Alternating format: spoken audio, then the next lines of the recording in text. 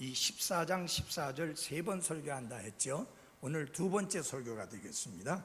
욥기 14장 14절 같이 한 목소리로 읽어보겠습니다. 시작.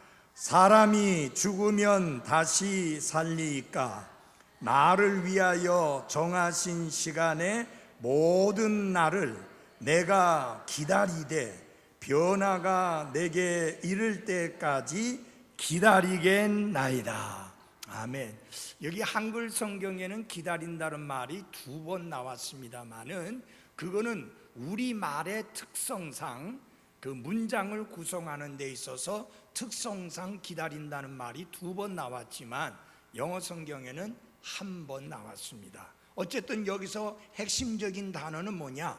기다린다는 말씀입니다. 자, 우리 한번 하겠습니다. 시작. 우리의 신앙 고백의 사도시며 대제사장이신 그리스도 예수님을 깊이 생각하라. 히브리서 3장 1절 말씀. 아멘. 앉아주시기 바랍니다. 그래서 이 말씀의 의미는 나를 위하여 정하신 시간의 모든 날을 변화가 내게 이를 때까지 기다리겠나이다 라고 하는 말씀입니다. 여기 기다린다는 표현은 매우 깊은 의미가 들어있는 말씀입니다. 이 기다린다는 말씀 속에 그리스도인의 삶이 어떤 삶이 되어야 하느냐 하는 그리스도인의 삶의 전부를 담고 있다고 해도 과언이 아닙니다. 그래서 기다린다는 표현, 여기에 깊은 의미가 있다라고 하는 것을 마음에 새기고 말씀을 경청하시기 바랍니다. 그래서 오늘 설교 제목은 그리스도인의 삶은 기다리는 삶이다. 그리스도인의 삶은 뭐하는 삶이다? 기다리는 삶이다 하는 것입니다. 첫째로 무엇을 기다리는 삶이어야 하느냐? 땅에 속한 모든 것들을 내려놓고 천국을 사모하며 기다리는 삶이어야 합니다. 한마디로 천국을, 하늘나라를 사모하며 기다리는 삶이어야 합니다. 저는 1년에 한 번씩 미주 지역을 다니면서 말씀을 전하다 보니까 여러 곳을 여행하게 됩니다. 그래서 여러 지역을 돌아보게 되고 그리고 많은 곳을 보게 되는 그런 경험을 하게 됩니다. 그러나 제가 둘러보게 되는 그런 곳, 그런 장소, 그것은 저에게 사실상 큰 의미는 없습니다. 왜냐하면 잠시 돌아보고 잠시 둘러볼 뿐이지 저는 여행자이기 때문에 곧 나의 고국 대한민국으로 나의 본향으로 돌아가게 되어 있기 때문에 거기에 애착을 두거나 미련을 두거나 마음을 쏟을 수는 없는 것입니다. 그래서 미국에서 이런 일들이 벌어지고 저런 일들이 벌어지고 이런저런 사업들에 대하여 듣게 된다 할지라도 별로 신경을 쓰지 않습니다. 왜냐하면 그곳은 내가 계속해서 머물고 살 곳이 아니기 때문이고 마음을 쏟아 거기에 애착을 가지고 살아야 할 곳이 아니기 때문에 잠시 관심을 보이는 것 같지만 곧 그 관심을 거두고 그냥 떨쳐버리고 마는 것입니다. 제가 거기에 멋진 집이 싸게 나왔다 해서 그 집에 관심을 가지고 그것을 사서 장차 내가 나중에 그곳에 가서 살아야 되겠다 라는 생각을 전혀 하지 않습니다. 왜냐하면 그런 돈도 없거니와 거기에서 살아야 될 이유가 전혀 없는 게 내 본향, 내 고국은 자랑스러운 대한민국이기 때문이지요. 자, 그건 굉장히 큰 의미가 있습니다. 그래서 저는 어디를 가든지 나는 이 나라에, 이곳에 낯선 이방인이라고 하는 그것을 알기 때문에 잠시 머물다가 내 본향으로 돌아갈 사람처럼 그렇게 이방인처럼 행동하지, 마치 제가 미국 사람처럼, 미국에 살고 있는 사람처럼, 미국에서 살 사람처럼 그렇게 처신하지 않습니다. 왜? 거기는 내 나라가 아니고 내 조국이 아니고 내 본향이 아니기 때문에 그렇습니다. 자, 물론 내가 거기에 잠시 동안이지만 머무는 동안에 그 지역에 사는 사람들이 잘 되기를 바라고 그 지역이 평안할 수 있기를 원합니다. 제가 잠시 머물다 가는 곳인데 제가 특별히 좀 볼 일이 있어서 마트에 갔는데 그냥 총기를 난사하는 일이 일어난다든지 그런 일이 있지 않기를 원합니다. 그건 당연한 거 아니에요? 아무리 나그네로서 잠시 동안 머물다 그렇게 떠나는 곳이라 할지라도 그곳이 평안하기를 원하고 그곳에 사는 주민들이 평안할 수 있기를 바라는 것은 비록 나그네여 여행객이라 할지라도 당연한 생각입니다. 자, 왜 이런 생각을 가지게 됩니까? 잠시 후면 결국은 본향으로 돌아갈 것이기 때문입니다. 그래서 내가 머무는 지역에서 떠나는 것을 어렵게 하거나 혹은 나의 발목을 잡는 일들에 얽히기를 저는 전혀 원하지 않습니다. 한 번은 그 김주백 집사님이라고 페스코 워싱턴에 갔을 때 개인 보트를 가지고 있습니다. 그래서 그 보트를 타고 나가면서 낚시를 하러 간다고 해서 같이 따라갔는데 저보고 하는 말이 낚시를 해보라는 거예요. 그래서 난 낚시를 해본 적이 없다고 그러니까 뭐 낚시 여기 잘 됩니다. 그러니까 낚시를 해보래요. 그런데 낚시를 하려면 미국에서는 뭐가 필요하냐면 면허가 필요해요. 그래서 그걸 사야지 할 수 있는 거예요. 여기 사람도 잘 안 다니고 그냥 하면 됩니다. 저는 그렇게 하고 싶지가 않았습니다. 왜냐하면 면허를 사지 아니하고 해가지고 걸리면 내 발목이 잡히는 거예요. 그래서 내가 떠나는 것을 힘들게 만드는 겁니다. 여러분, 며칠 전인가요? 어젠가 그 미국인 대학생 원비아라고 하는 청년이 죽었죠. 근데 그 청년이 죽은 이유가 뭐냐? 그가 떠나는 것을 방해하는, 그래서 그의 발목을 붙잡고 마는 그런 행동을 했기 때문입니다. 물론 저 북괴 놈들이 못된 짓을 했고 젊은이를 죽였지만, 그러나 그 청년에게도 책임이 없다고는 할 수 없는 게 거기에 북괴를 선전하는 선전물을 이 청년이 뭐 액자로 걸려있던 걸 뗐는지 못 뗐는지 모르지만 그것을 가지고 나가다가 들킨 거예요. 그놈들은 어찌하든지 핑계를 잡아서 붙들어 놓으려고 하는 놈들인데 빌미를 제공했고 결국은 거기를 떠나는데 장애를 받고 결국은 떠나는데 발목을 잡히고 마는 행동을 한 거죠. 물론 다른 나라 같으면 그것 때문에 감옥에 넣고 15년형이라는 끔찍한 감옥 생활을 하게 하지는 않지만, 그러나 그 나라는 그런 곳이니까 발목 잡힐 일을 해서는 안 되는 것이죠. 마찬가지입니다.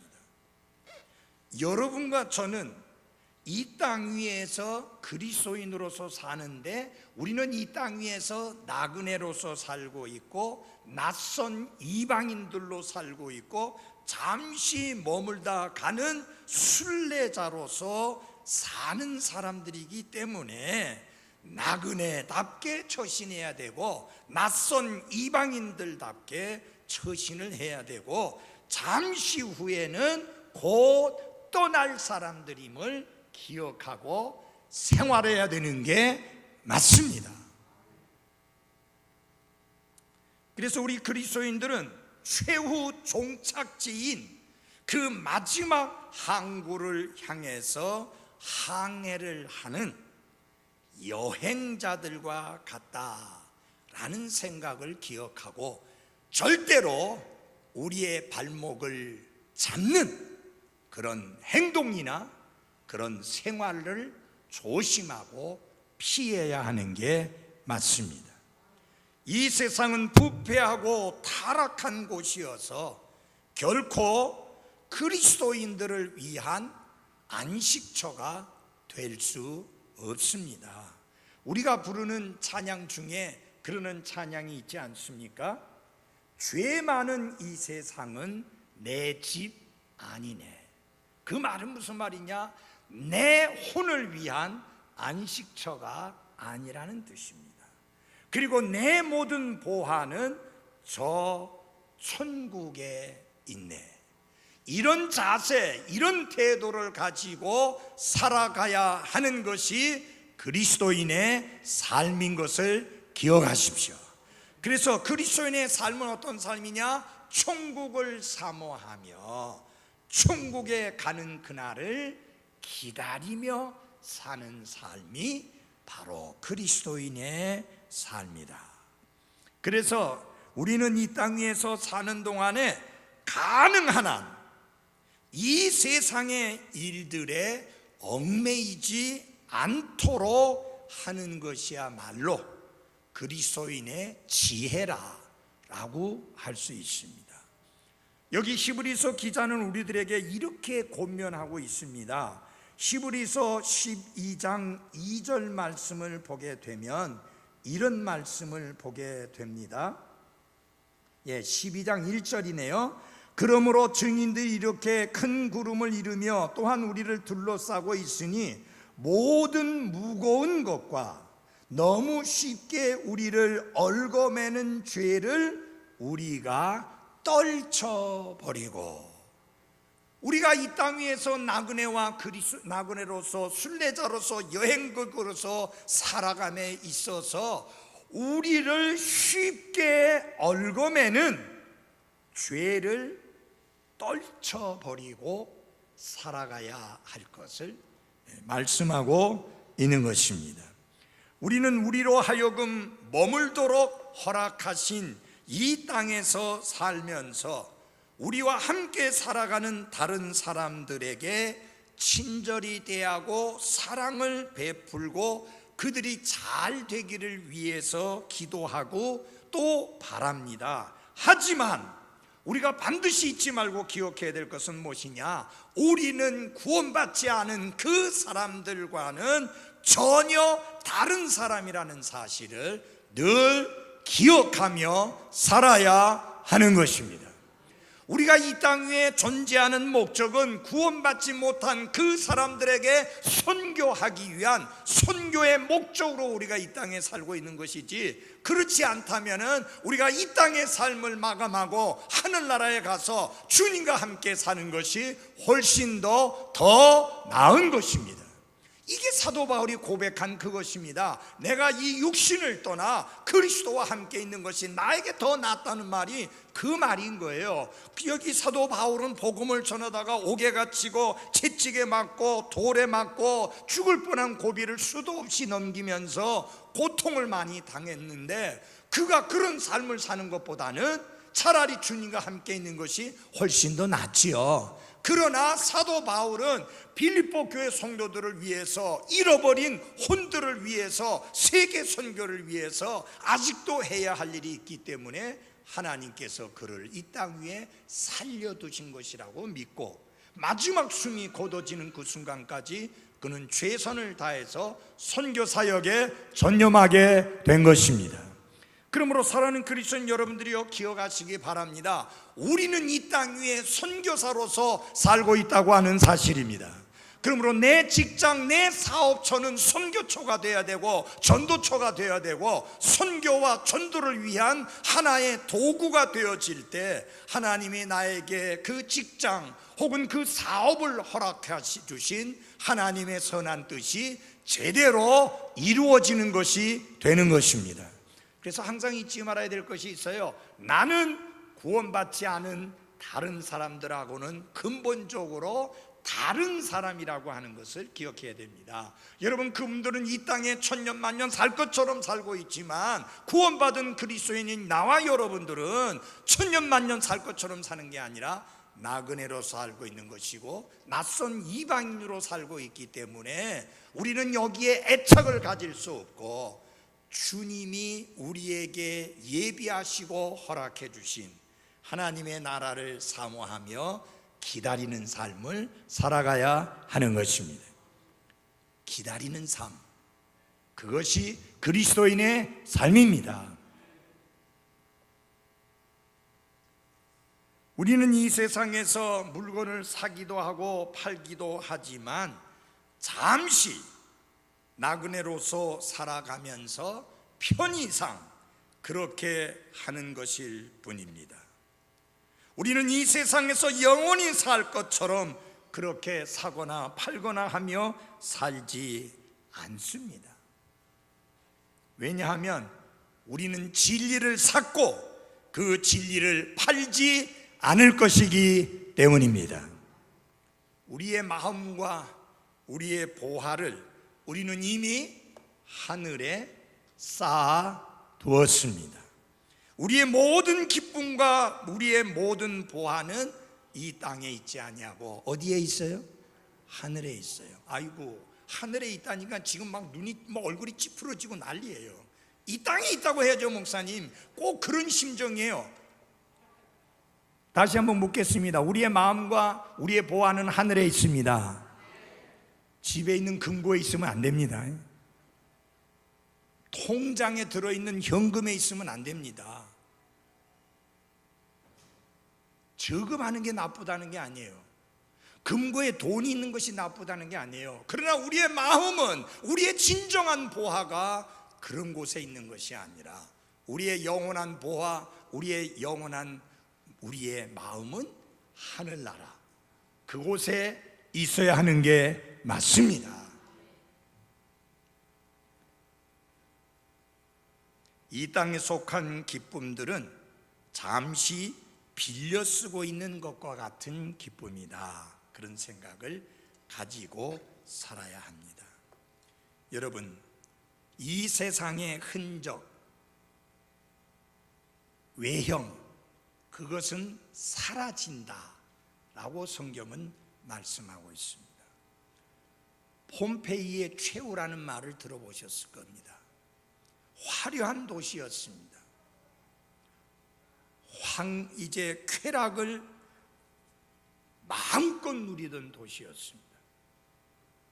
죄악이 난무하는 도시였습니다. 결코 망할 것 같지 않은 도시였습니다.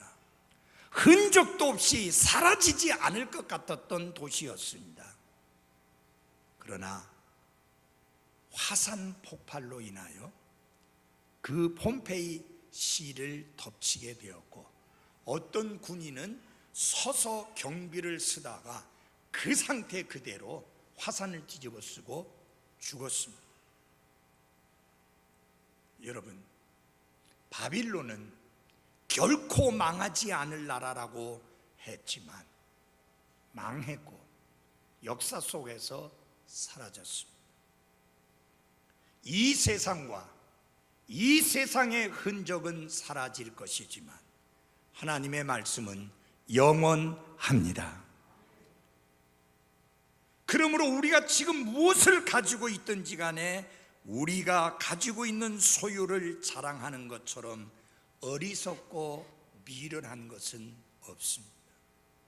여러분이 무엇을 가지고 있고 무엇을 누리고 있든지 간에 하나님 앞에서 그것들에 대하여 가지고 있어야 될 자세는 뭐냐? 하나님께서 내가 나그네로서, 순례자로서, 여행객으로서 이 땅에 사는 동안에 필요해서 하나님이 잠시 나에게 필요한 것을 제공해 주셨다. 그런 자세로 살아야 합니다. 어떤 분이 책을 썼습니다.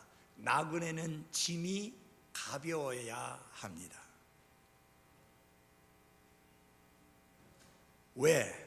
나그네는 계속 이동하는 사람이니까 짐이 많으면 불편하고 힘들죠. 그리고 나그네의 마음은 아무리 좋은 곳을 보고 아무리 좋은 음식을 먹고 아무리 좋은 곳에서 자도 항상 어디에 있느냐? 자기의 돌아갈 본향에 그 마음이 있습니다.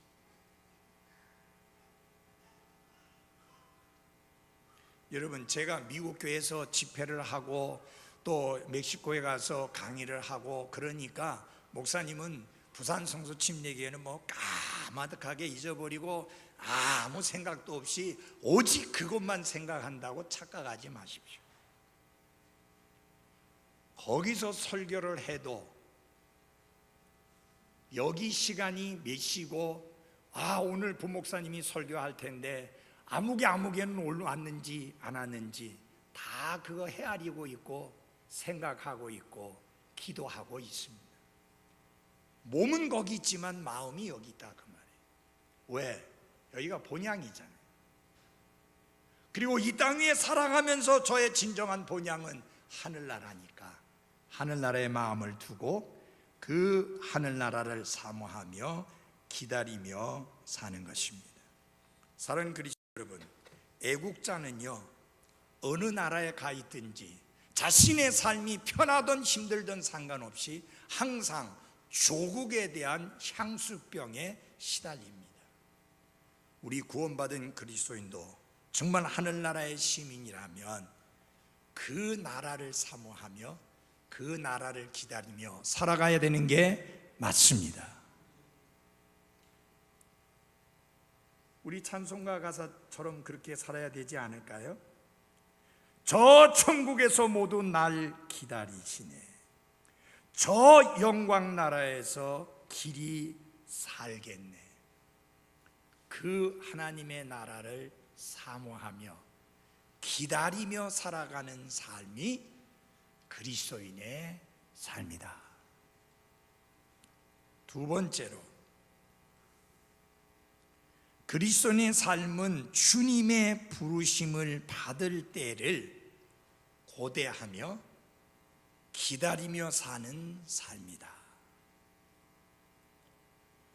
다시 말하면 이 땅 위에서 살면서 천년만년 살 것처럼 모든 애착과 마음을 이 땅에 쏟아붓고 사는 게 아니라 떠날 시간이 아주 가까이 온 것처럼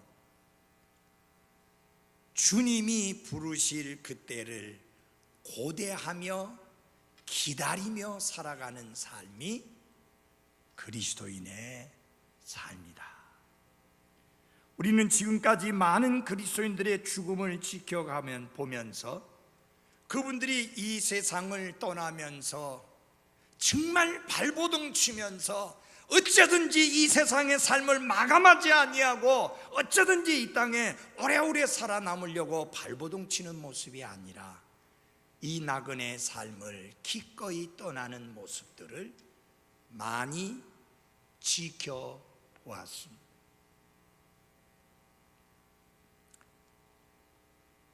그런데 우리 살아있는 그리스도인들도 주님이 곧 부르실 것처럼 그 날을 고대하며 기다리며 사는 삶이어야 한다 하는 말입니다. 너무 몸도 건강하지 않고 생활도 힘들고 그러니까 자포자기하면서 어떤 염세주의적인 생각 속에서 아이고 하나님 제발 좀 나를 빨리 불러가시면 좋겠다, 그런 식의 원망 섞인 그런 생각이나 마음이 아니라 이 땅의 삶에 아무 불편함이 없고 이것저것 돌아보면 돌아볼수록 감사하고 행복하지만 주님이 부르실 때를 고대하며 살아가는, 주님이 부르실 때를 고대하며 기다리며 살아가는 그런 삶이 그리스도인의 삶이어야 한다 하는 것입니다. 영국에 오래전에 목회하셨던 제임스 스미스 목사님이 세상을 떠나기 전에 자신에 대해서 스펄전 목사님에게 후배이기 때문에 이렇게 말을 했습니다. 자네는 한 여행자가 기차역으로 가서 기차표를 끊고 자신의 모든 짐을 다 싸서 끈으로 묶어 놓은 후에 기차가 들어올 때까지 손에 기차표를 들고 의자에 앉아 있는 모습을 보고 있는 것이네. 그것이 정확히 내 모습이네. 나의 하늘 아버지께서 내게 오라고 하시니 나는 기쁜 마음으로 내 아버지께 달려갈 준비가 되어 있다네. 이렇게 살아가는 것이 그리스도인의 삶입니다. 이것은 우리가 늘 어떤 마음으로 살아가야 하는지를 잘 보여주는 모습이기도 합니다. 주님이 부르시면 주님께 달려갈 준비가 되어 있는, 그저 주님의 부르심만 고대하며 기다리며 살아가는 그런 삶의 모습들을 말하고 있는 것입니다. 어떤 그리스도인도 자신이 내일도 모레도 그리고 내년도 앞으로 10년 후 20년 후에도 살 것이라고 예상하며 살아서는 안 됩니다. 왜냐하면 우리는 한치 앞도 내다볼 수 없기 때문입니다. 그러므로 늘 우리에게 허락해 주신 삶이나 또 우리에게 찾아오게 될 죽음, 이 둘 다 준비되어 있는 삶을 살아옴으로 말미암아 오늘 죽는다고 하여도 모든 것들이 다 제대로 정리되어서 편하게 떠날 수 있는 그런 삶이 되도록 해야 하는 것입니다. 주님이 부르실 때를 고대하며 기다리며 사는 삶. 그래서 매일 죽는 것은 그리스도인들의 일이다 라는 말이 있습니다. 사도 바울은 날마다 내가 죽노라 그렇게 말했습니다. 여러분, 성경은 역설적인 진리를 잘 가르쳐 주는데요, 내가 나를 낮추면 주님이 나를 높여주시고, 내가 악착같이 움켜쥐려고 하면 잃어버리게 되고, 살려고 바둥거리면 오히려 죽게 된다는 그런 역설적인 진리를 가르쳐 주시고 있습니다. 우리의 마지막 시간들에 대해서 많이 이야기하고, 그러므로 우리 자신으로 하여금 죽음이 멀리 있는 것이 아니라, 낯선 것이 아니라 친숙하게 느끼게 해주는 것이 지혜로운 그리스도인의 삶이다. 영국의 훌륭한 믿음의 조상들은요, 늘 죽음을 생각하기 위해서 화장하거나 옷을 입을 때 사용하는 보조 탁자 위에 해골을 놓아두는 습관이 있었다고 합니다. 보조 탁자 위에 놓인 실제의 해골이나 혹은 모조 해골은 그들에게 곧 끝이 찾아올 것임을 상기시켜 주었고, 그래서 그들은 죽음과 친숙해졌기 때문에 죽음의 공포에 떨며 살았던 것이 아니라 하루하루를 그리스도 안에서 행복하게 살았던 것입니다. 그들은 자기가 흙으로 된 옷을 곧 벗어버리고 영원한 안식으로 들어가게 될 그 때를 생각함이 없이 하루하루를 산 적이 없다고 하는 것입니다. 매일매일 내가 곧 이 흙 옷을 벗어버리고 영원한 안식에 들어갈 것이라는 생각을 항상 가지고 매일매일 살았다고 하는 것입니다. 그들이 건강치 않았기 때문에 그런 게 아니었습니다. 몹쓸 질병에 걸렸거나 지병이 있어서 그런 게 아닙니다. 우리는 내일을 장담할 수 없고 하루 동안에 무슨 일이 일어날지 알지 못하기 때문에 언제나 오늘이라도 주님이 부르신다면 주님 앞에 갈 것을 고대하며 기다리는 삶을 신실하게 살았기 때문에 가능했던 것입니다. 그러나 어떤 그리스도인들은 생각 없이 살아가면서 자기가 죽을 것이라는 생각을 다 지워버리는 가운데 허망한 환락들에 대한 생각으로만 가득 채움으로 비참하고 한심한 삶을 살아가고 있습니다. 오해하지 마십시오.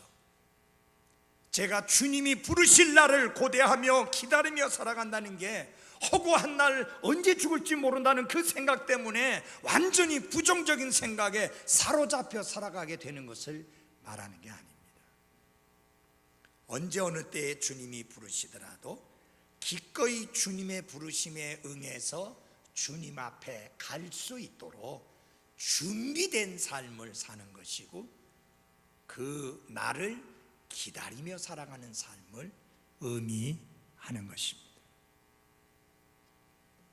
이번에 제가 대구 성소침례교회 가서 보면서 참 축복이 되었던 게, 제가 그곳에 있었을 때 50대였던 분이 지금은 80대예요. 머리가 하얘가지고 얼굴은 좀 수척해지셨지만 부부가 나란히 앉아서 예배드리고 신실하게 교회 안에 머물러 있는 모습을 볼 때 참 축복이 되었습니다. 그분들 지금도 똑같은 마음이죠. 주님이 부르실 때를 고대하며 살지만 그렇기 때문에 예배를 소홀히 한다든지 교회를 섬기는 일을 등한히 한다든지 자신이 해야 할 일을 소홀히 한다든지 그러는 건 아닙니다. 주님이 부르실 날을 고대하며 기다리는 삶을 살지만 언제나 죽음을 맞이할 준비가 된 상태에서 살아가는 것을 의미하는 것입니다. 사랑하는 그리스도인 여러분, 젊던 나이가 들었던 상관없이 우리는 언제나 죽음을 맞을 준비가 온전히 돼 있는 삶으로 하루하루를 살아가야 합니다. 물론 제가 그분들의 교리나 이런 것은 절대로 동의하지 않지만 어떤 분들이 있었느냐 하면요, 밤에 잘 때 신발을 똑바로 가지런히 챙겨놓고 잔답니다. 왜 그러느냐? 주님이 오시면, 이 밤에라도 오시면 주님이 부르셔서 공중으로 채어 올라가게 될 터인데, 그러면은 모든 것이 우리가 채어 올라갈 때 그때 그 모습으로 남게 될 터인데, 나중에라도 불신자들이 우리 집에 와서 그 모습을 보았을 때 언제나 가지런히 잘 정돈된 삶을 살았던 모습을 보면서 감동을 받지 않겠느냐? 그래서 그분들이 혹시 믿음을 가지는데 자극과 도전을 주지 않겠느냐? 그런 생각에서 그렇게 가지런히 해놓고 잔다, 그런 이야기를 했습니다. 물론 여러분이 뭐 그런 것 저런 거 헤아리지 않더라도 언제나 내가 할 일을 최선을 다해서 하면서 주님의 부르심을 기대하고 고대하며 살아가는 삶이 되어야 합니다. 마지막으로 주님을 섬기는 가운데 기다리는 삶이어야 합니다. 예수님께서 누가복음 17장에 나오는 비유를 통해서 이런 말씀을 하셨습니다. 그런데 너희 중에 누구에게 밭을 갈거나 가축을 치는 종이 있으면 그가 밭에서 올 때에 그가 즉시 그에게 이르기를 와서 앉아 음식을 먹으라 하겠느냐? 도리어 그에게 이르기를 내가 저녁을 먹도록 준비하고 또 띠를 띠고 내가 먹고 마실 때까지 나를 섬기며 너는 그 뒤에 먹고 마시라 하지 아니하겠느냐? 여러분, 종이 하루 종일 일하고 왔다고 해서 아이고 수고했으니 이제 앉아서 먹어라, 그렇게 주인이 안 한다는 거죠. 내가 다 먹을 때까지 끝까지 섬겨라, 그렇게 한다는 거예요. 여러분, 이 말을 통해서, 이 말씀을 통해서 우리가 생각해야 될 것은 우리에게 안식은, 우리에게 모든 일을 그치고 쉬는 참 안식은 이 땅에서가 아니고 주님 앞에 갔을 때라는 것을 잊지 마십시오.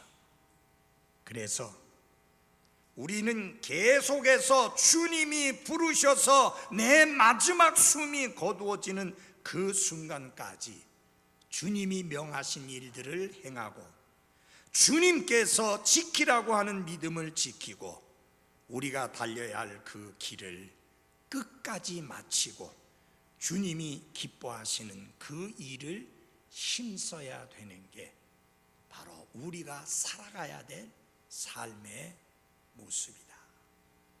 여기 욥은 이렇게 이야기합니다. 나를 위하여 정하신 시간의 모든 날을 내가 기다리겠다.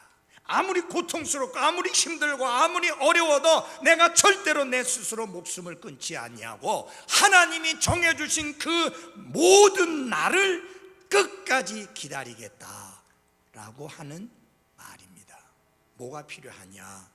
인내가 필요하다는 겁니다. 믿음을 지키고 선한 싸움을 싸우고 나의 달려갈 길을 끝까지 마치기 위해서는 인내가 필요하다. 언제 안식해야 됩니까? 하늘나라에 들어가서. 그래서 미국의 독립침례교회는 이 목사님에 대하여 정년도 없을 뿐만 아니라 은퇴라는 게 없어요. 더 이상 설교할 수 없고 더 이상 목회할 수 없고 더 이상 사역할 수 없을 그때가 그만두는 시간이지 은퇴가 없어요. 눈 동그랗게 뜨지 마세요. 저는 은퇴할 거니까. 그렇지만 은퇴한다고 해서 제가 사역을 쉬거나 그만하는 건 아니에요. 또 다른 종류의 사역을 하게 될 것이고 또 다른 주님의 일을 하게 될 것입니다. 단 담임 목사로서의 사역을 그만둘 뿐이에요. 나는 나를 위하여 정하신 시간의 모든 날, 그 마지막 날까지 주님을 섬기는 가운데 기다리는 삶을 살게 될 것입니다. 그게 언제냐면요, 여기 말씀해 보면은 다음 주에 설교하겠지만은 무슨 내용이 나오느냐 하면은요, 이렇게 변화가 내게 이를 때까지 기다리겠나이다. 내게 변화가 일어나게 될 그때까지 나는 기다리는 삶을 사는데 그저 막연히 기다리는 삶이 아니라 주님을 섬기는 가운데 기다리는 삶을 살겠다. 여기서 욥이 고백하는 건 그것입니다. 가끔 종노릇을 하고 다른 때에는 마치 섬김의 기간이 끝났다는 듯이 집으로 슬그머니 들어가서 빈둥거리며 편안히 있지 않겠다는 그 말입니다. 하나님이 정하신 모든 날이 마치는 그 순간까지 나는 주님을 섬기는 가운데 기다리는 삶을 살겠다 하는 그 이야기입니다. 그러므로 우리 모두 이렇게 고백하여야 합니다. 나의 하나님이여, 내가 살아있는 동안 주님을 기다리겠나이다. 내가 숨 쉬는 동안 나의 모든 호흡은 주님을 위해 사용될 것입니다. 내가 이 세상에서 사용할 수 있는 삶이 있는 한 그 삶은 주님을 섬기는 데에 사용될 것입니다. 저는 그 스피노자라고 하는 사람을 좋아하지 않습니다. 무신론자니까요. 근데 그 사람이 한 말 중에 한마디는 좋아합니다. 그건 뭐냐면은 내일 지구에 종말이 온다 할지라도 나는 한 그루의 사과나무를 심겠다. 저의 종말이 내일 올지 한 달 후에 올지 1년 후에 올지 모릅니다. 얼마 전에 건강검진을 받았어요. MRI 찍고 MRA도 찍었어요. 그 사진을 들여다보더니 가정의학과 선생님이 아이고 아무래도 신경과 선생님을 좀 만나야 될 것 같습니다. 신경과에 갔어요. 신경과 선생님이 이렇게 쭉 보더니 어디 뭐 불편한 데 있어요? 아니요. 혹시 뭐 다리를 절거나 뭐 아니요. 혹시 숨이 차거나 아니요. 이상하네요. 왜요? 이 사진대로 하면 이 MRI 사진과 똑같은 상태의 사람이 지금 우리 병원에 반신불수로 누워 있는데 왜 목사님은 멀쩡하냐 그거예요. 이 멀쩡하게 다닐 수 없대요. 그 사진에 의하면. 근데 멀쩡하게 다니고 있대요. 머리 안 아파요? 안 아파요. 어지럽지 않아요? 어지럽지 않아요. 이상하다는 거예요. 그래서 자기 소견에는 태어날 때부터 혈관이 좀 약한 상태로 태어난 게 아니겠는가. 그러면서 그분 하는 말이 재미있어요. 괜히 사진 찍어가지고 안 찍었을 때 몰랐을 땐 편했는데 그래서 모르는 게 약이라는 말이 맞는 것 같아요. 찜찜하잖아요. 그래서 그 소리를 했더니 뭐 애들이 난리가 났어요. 그리고 그 양반이 하는 말이 대학병원에 가서 조영수를 한번 해봐라. 괜찮다 하는데 자식들은 안 그래요. 그래갖고 지금 7월 11일 날 의사 선생님 만나기로 해놨어요. 대학병원에. 근데 여러분 정말 모르는 게 인간이에요.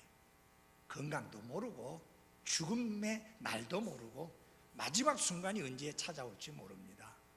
그러나 제가 원하는 건 무엇인지 아세요? 마지막 날이 언제 저에게 올지 모르지만 주님이 언제 저를 부를지 모르지만 적어도 부르는 그 날까지 주님을 섬기는 가운데 그 마지막 날을 기다리며 살겠다고 하는 것입니다. 이게 그리스도인의 삶이에요. 이 데살림과 교회에 어떤 사람들이 있었냐면 주님이 곧 재림하신다. 그래가지고 일도 안 하는 거예요. 일하는 사람들에게 뭐 뼈 빠지게 일하느냐 주님이 오시는데. 그래서 일만 만드는 사람들이 있어요. 사도 바울이 열받았어요. 내가 주님의 임박한 재림에 대하여 가르치는 것은 임박한 재림이라는 말은요 가까운 재림이라는 말이 아니라 어느 때고 주님이 오실 수 있다는 말의 의미가 임박하다는 말의 의미예요. 그러니까 오늘일 수도 있고 내일일 수도 있다는 말이 임박한 재림이라는 뜻이에요. 그걸 성경 말씀을 그걸 가르쳐 줬더니 일도 안 하고 일만 만들고 하니까 사도 바울이 뭐라 그랬어요? 일하기 싫은 자는 모두 하지 마라, 먹지도 마라. 여러분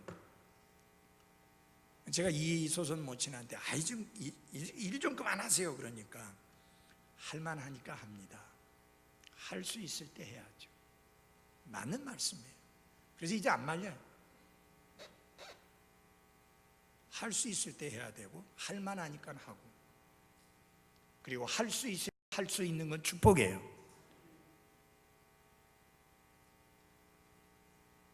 미국 인디안들에게 잡혀가지고 북미 인디안들에게 잡혀서 죽게 된 하나님의 사람이 마지막 죽는 그 순간까지 인디언 꼬마에게 글자를 읽는 법을 가르쳤습니다.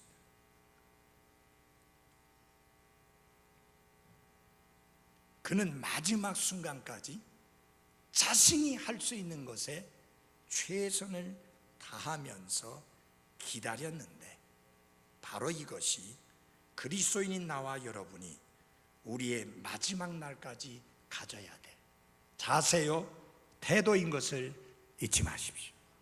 그분이 이렇게 고백했습니다.